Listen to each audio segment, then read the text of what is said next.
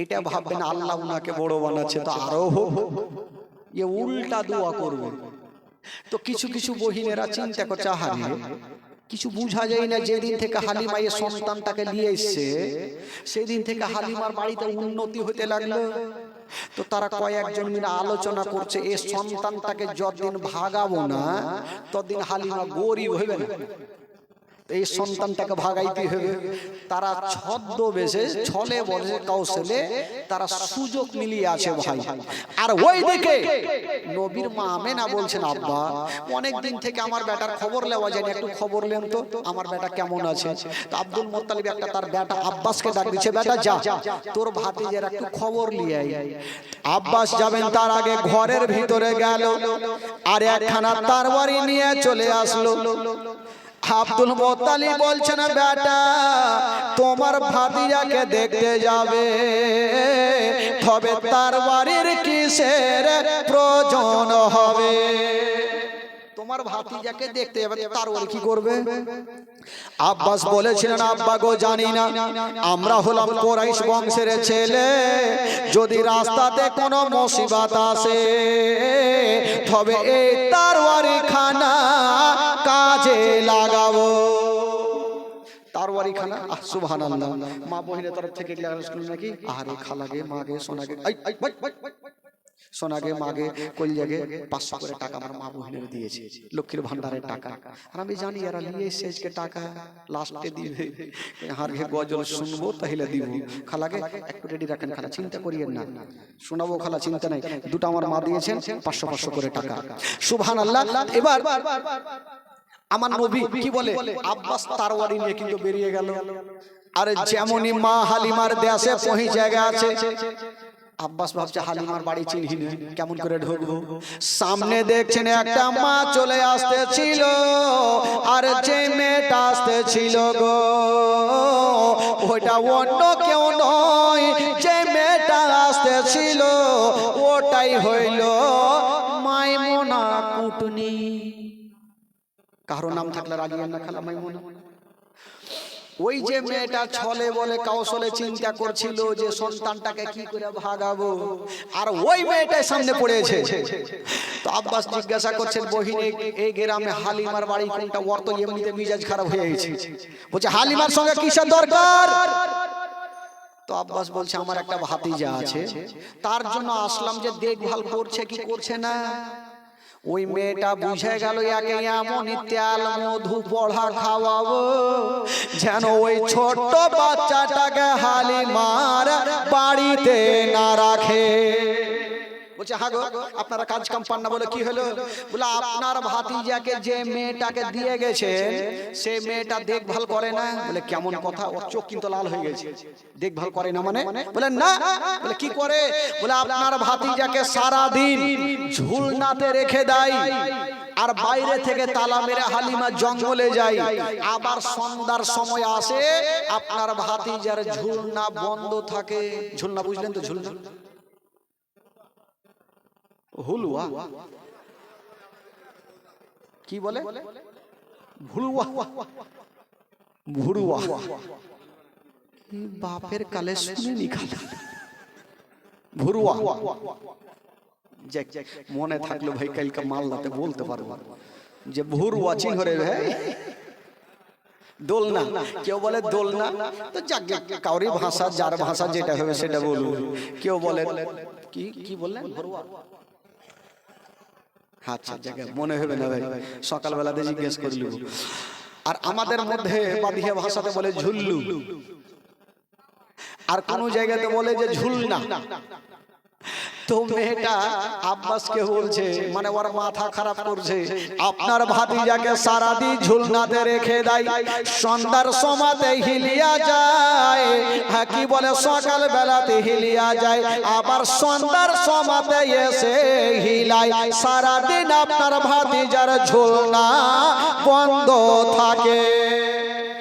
আব্বাসের মিজাজ খারাপ হলো, তোর কথা যদি সত্যি হয় আজকে হালিমার মাথা না কাটলে আমি বাড়ি যাবো না।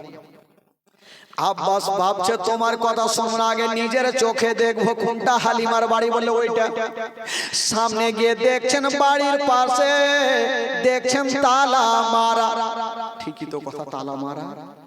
এবার জানলাটা খুলে দেখছেন বাবা, জানলাটা খুলে দেখছেন মা একটা ঝুলনাতে আমার নবী আরাম করছে না, আর একটা ঝুলনাতে মা হালিমার বেটা মাসুদ শুয়ে আছে, আর দুই কানা ঝুলনা বন্ধ আছে। আব্বাস গেটে বসলো, হালিমার মাথা না কাটলে আমি বাড়ি যাব না। হালিমার মাথা না কাটলে যাব না। আব্বাস সকাল থেকে বসে আছে, চোখ লাল করে খালি তারওয়ারি পাজাইছে, কখন মার্ডার করব। কারণ আমার ভাতিজাকে দেখভাল করতে দিয়েছি, আর ও সারাদিন ময়দানে থাকে, ঝুলনা বন্ধ থাকে। সন্ধ্যা লাগতে চললো, সূর্যটা লাল হতে যাবে।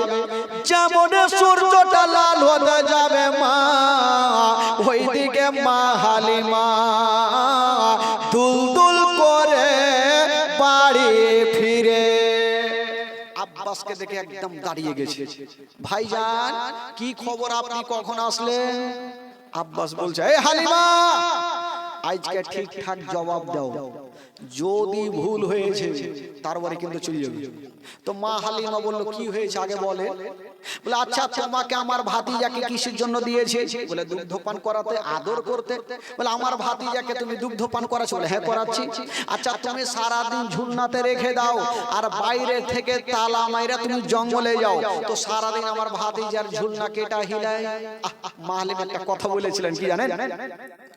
মা হালিমা বলছেন, ভাইয়া গো তবে একটা কথা শুনালেন, আমি সকাল বেলাতে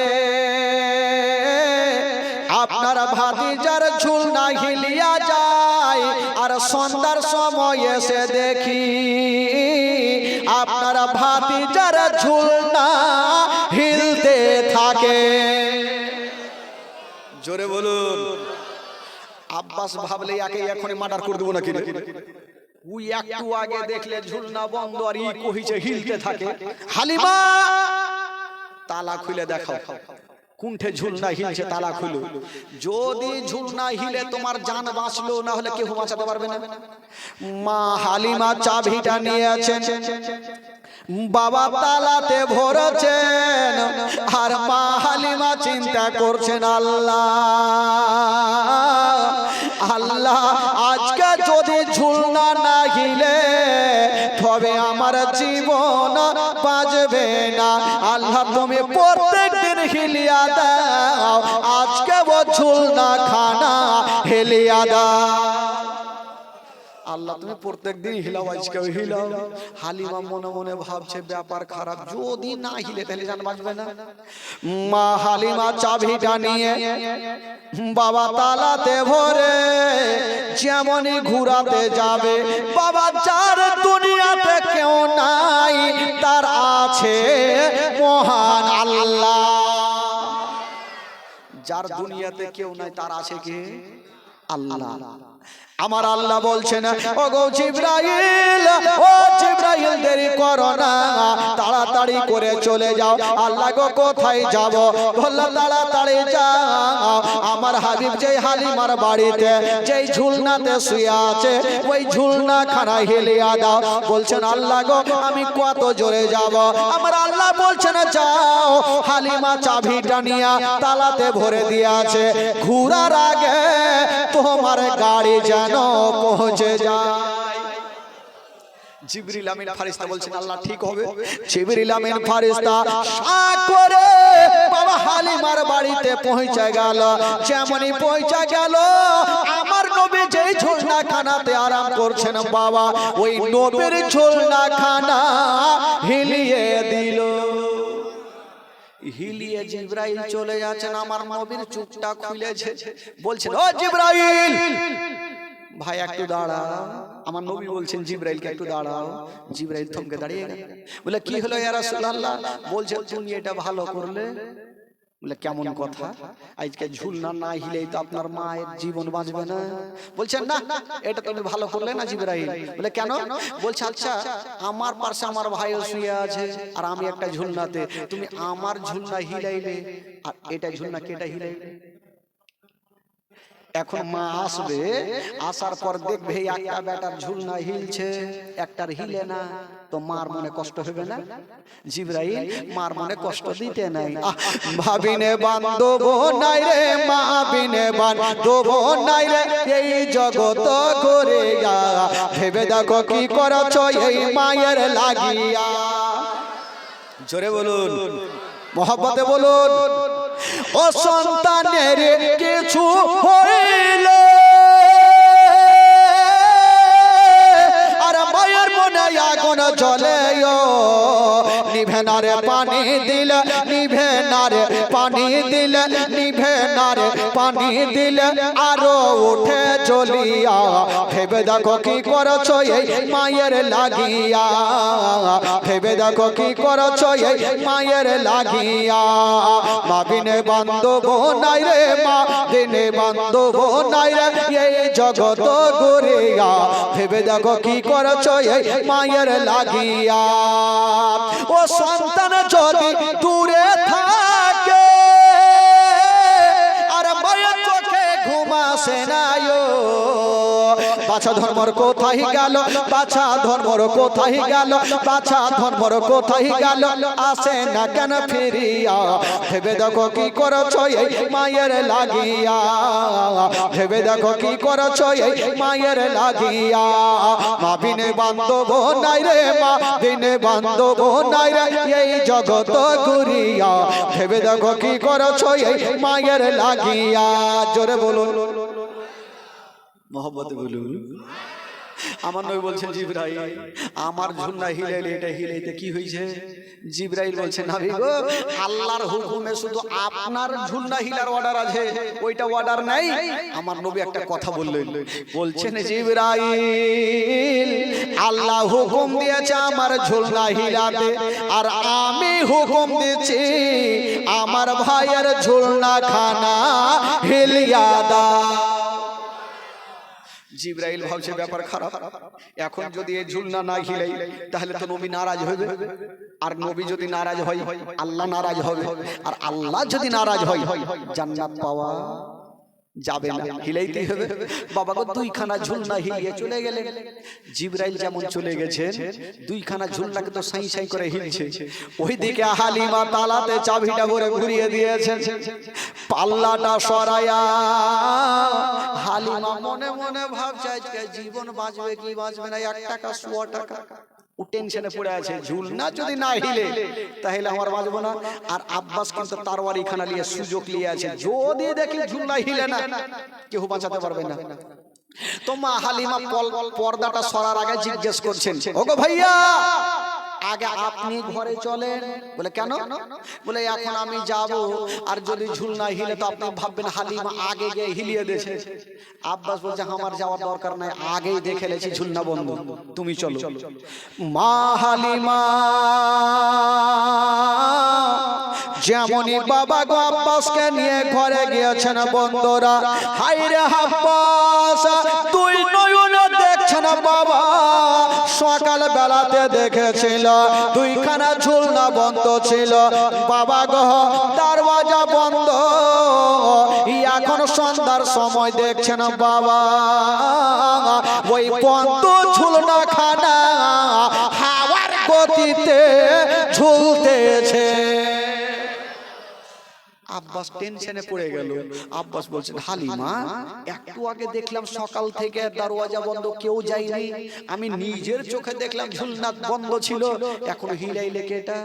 হালিমা বলছেন ভাইয়া গো সেটা আমি জানি না, তবে এটা আমি জানি আমি প্রত্যেকদিন সকাল বেলাতে হিলিয়া যাই, আর সন্ধ্যার সময় এসে দেখি আমার পেটার ঝুলনা হিলতে থাকে।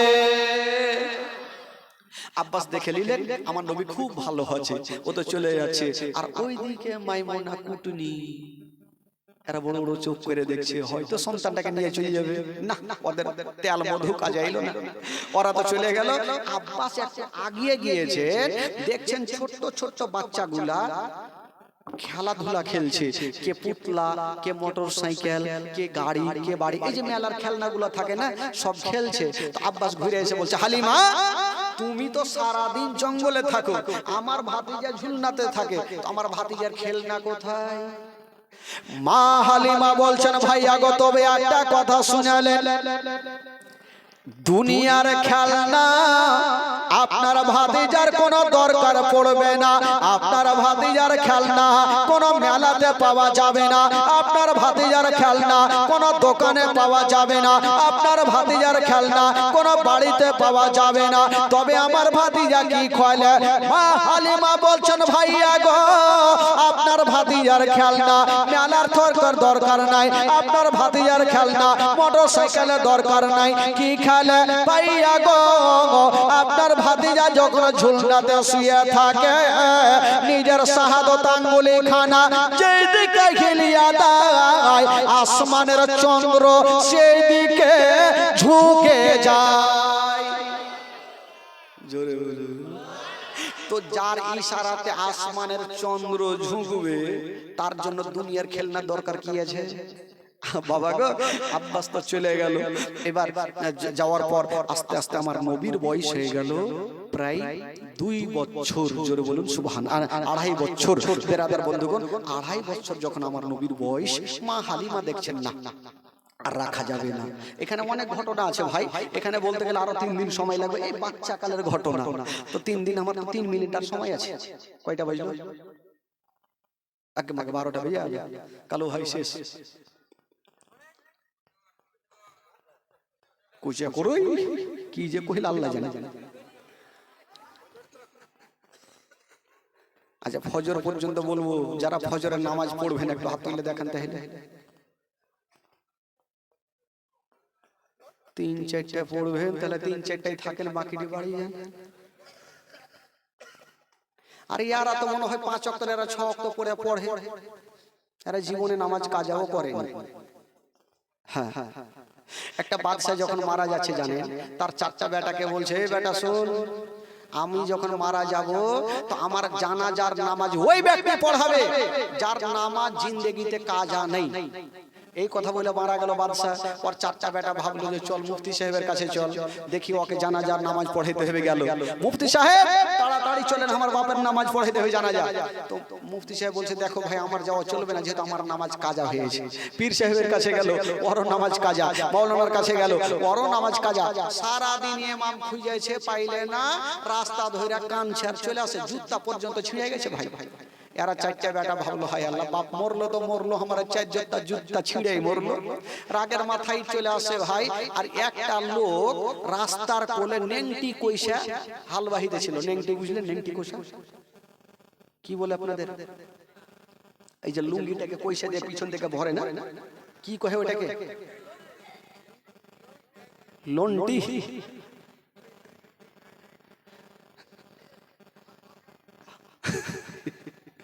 লন্টি কইসা, আচ্ছা লন্টি কইসা হাল বাহিতে ছিল ভাই।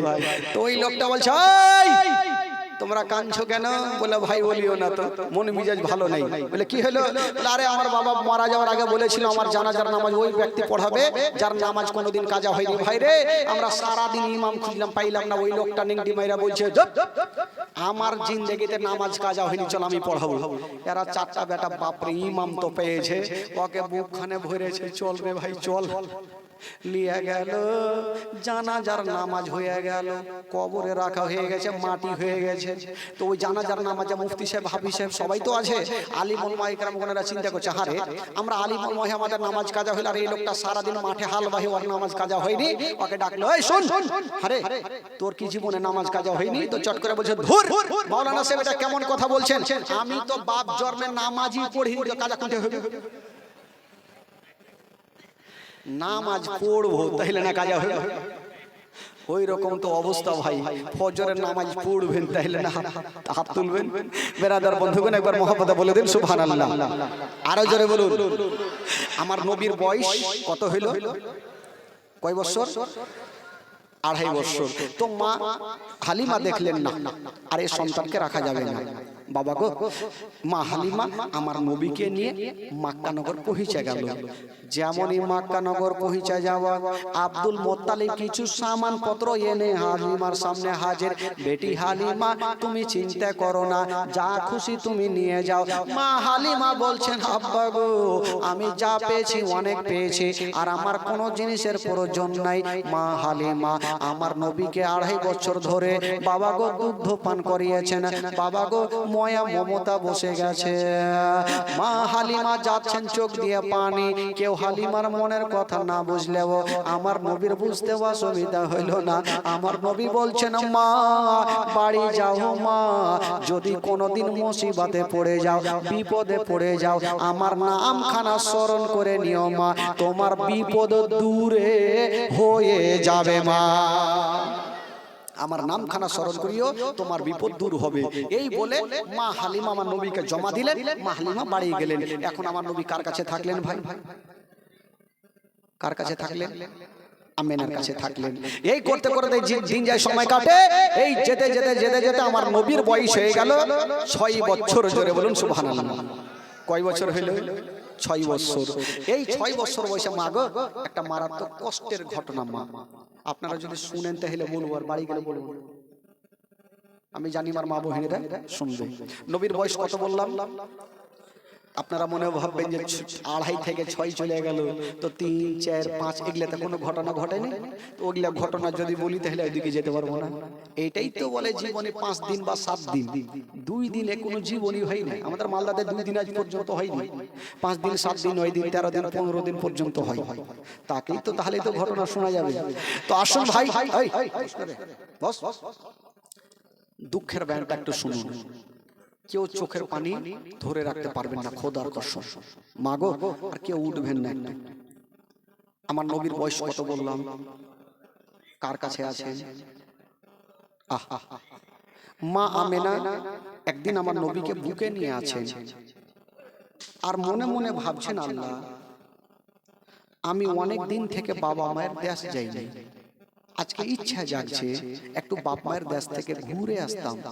আজকাল প্রত্যেকটা মা বোনের ইচ্ছা জাগে যে শ্বশুর বাড়ি থেকে বাপ মার দেশ যাওয়ার ইচ্ছা করে। কি করে না ভাই? সবার ইচ্ছা করে। তো মা আমেনা বলছেন, আল্লাহ, আমারও ইচ্ছা জাগছে একটু বাপ মায়ের দেশ থেকে ঘুরে আসতাম। ভাই একটু মন দিবেন, ধ্যান দেন আমার দিকে। কিন্তু আমেনা ভাবছেন, আমার তো স্বামী নেই, আমি কার কাছে ছুটি নেব? আমার শ্বশুর আব্বা ছাড়া কেউ নেই, আমার শ্বশুর আব্বাকে বলতে হবে। হায়রে মা আমেনা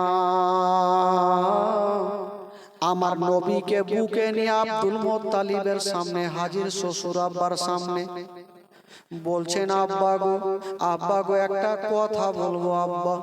বলছেন,